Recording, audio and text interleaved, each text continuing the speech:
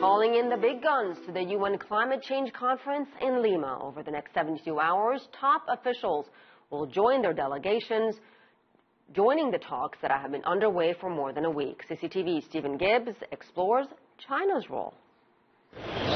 China has one of the largest delegations at this conference and its own pavilion hosting events and talks. The importance of China's policy regarding climate change cannot be understated. With its huge population and developing economy, it is currently the world's largest emitter of greenhouse gases, but also the biggest investor in renewable energy technology. Ahead of the conference, a landmark deal was agreed between China and the US.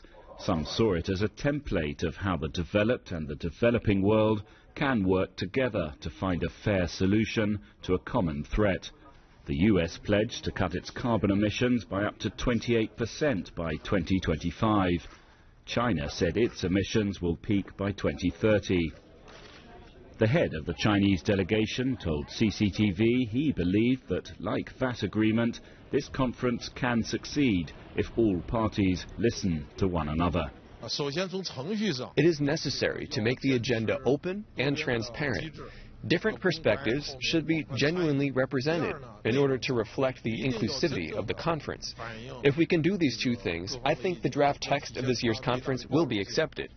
But acceptance from everyone is still far off. So China's view of the talks at this stage can perhaps be described as cautious optimism, but no one here underestimates the difficulty of finding an agreement which takes into account so many opinions. Stephen Gibbs, CCTV, Lima.